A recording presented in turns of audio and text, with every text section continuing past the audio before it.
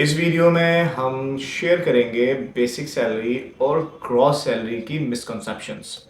आखिर ये basic salary क्या है, आखिर ये ग्रॉस सैलरी क्यों कहते हैं, कैसे बेसिक सैलरी बन जाती है, कैसे ग्रॉस सैलरी बन जाती है और कहाँ नुकसान और क्या फ़ायदा होता है।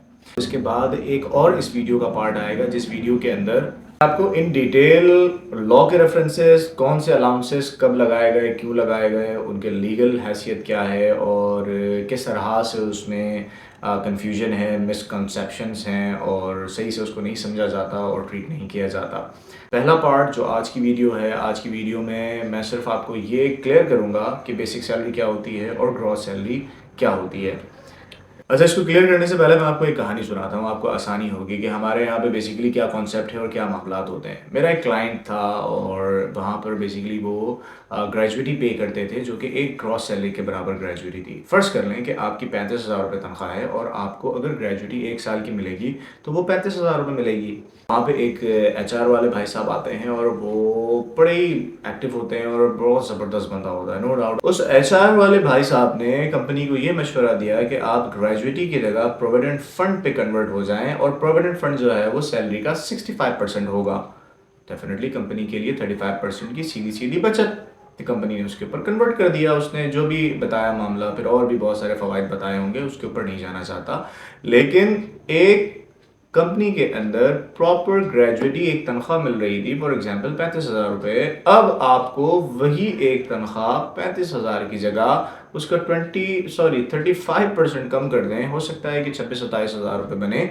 वो अमाउंट अब आप एज अ प्रोविडेंट फंड लेकर जाएंगे। लेकिन अगर इन जनरल में बात करूं तो प्रोविडेंट फंड और ग्रेजुएटी इन दोनों के अमाउंट में कोई भी फर्क नहीं होना चाहिए, ये लॉ के अंदर बहुत क्लियरली मेंशन है।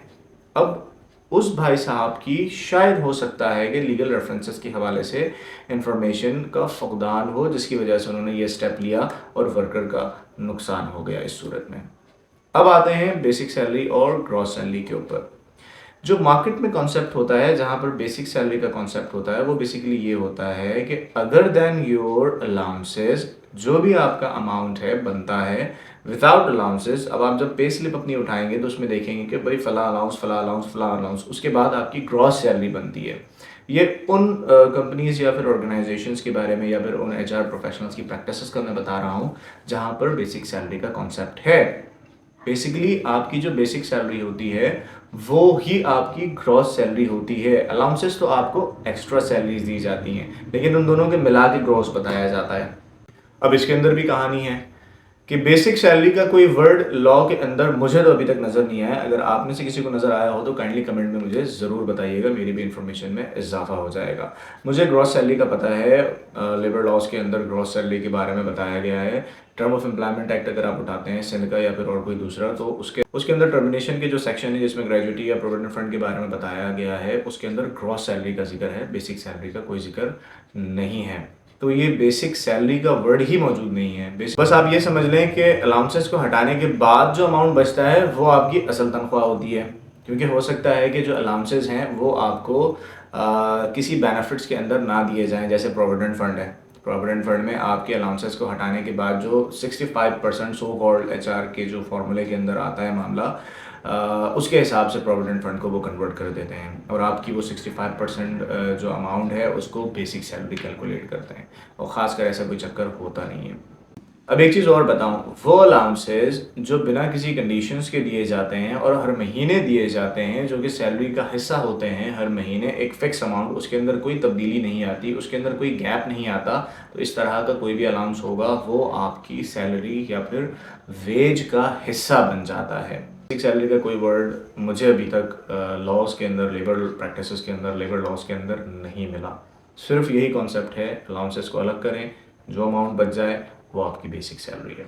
अगर आपको उसके ऊपर बेनिफिट्स दिए जा रहे हैं तो ऑर्गेनाइजेशन गलत कर रही है। एचआर वालों की अगर नॉलेज उसके ऊपर नहीं है और वो स्ट्रक्चर चलाते हुए आ रहे हैं जो बाप दादा के ज़माने से चलता आ रहा है कि भाई हमारे सीनियर ये किया करते थे, उन्होंने ये समझाया कि बेसिक सैलरी होती है, उसको ऐसे डिस्ट्रीब्यूट करना है, अलाउंसेज इस पे देना है, ओवर टाइम बेसिक सैलरी पे देना है या फिर और अदर बेनिफिट्स, तो आप थोड़ा सा जुल्म कर रहे हैं अपनी ऑर्गेनाइजेशन में एम्प्लॉयज़ के साथ। अपने इंफॉर्मेशन को थोड़ा सा रिवाइज़ करें, चेंज करें, अपडेट करें, तो हो सकता है कि आप एम्प्लॉयज़ को फ़ायदा पहुंचा सकें। ठीक है, तो मेरी नज़र में ग्रॉस सैलरी वो सैलरी होती है जो आपको कंप्लीट सैलरी दी जाती है। 35,000 रुपये अगर आपकी तनख्वाह है, 50,000 रुपये आपकी तनख्वाह है, तो बस वो ग्रॉस सैलरी है। मुझे अलाउंसेस और इन तमाम चीज़ों का नहीं पता। अलाउंसेस के बारे में क्या लॉ है, एक छोटा सा अलाउंस कोला जो कि सैलरी का बड़ा पार्ट होता है, डिस्ट्रीब्यूशन के अंदर बताया जाता है।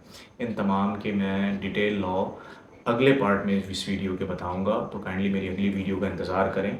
Thank you so much. यहाँ तक आपने अगर वीडियो देखी है तो आई होप कि आपकी कन्फ्यूजन क्लियर हुई होगी, लेकिन अभी भी अगर कोई कन्फ्यूजन है तो कमेंट में ज़रूर मुझसे आप पूछ सकते हैं और अपनी कन्फ्यूजन को दूर कर सकते हैं। और आपके पास कोई अच्छी इन्फॉर्मेशन मौजूद है, मेरी इन्फॉर्मेशन में इजाफा हो सके, अगर मैंने कुछ गलत ऐसी बात या फिर कोई ऐसी मिस इन्फॉर्मेशन आपके साथ शेयर की है तो काइंडली मुझे करेक्ट करना नहीं भूलिएगा। See you in the second part of the video.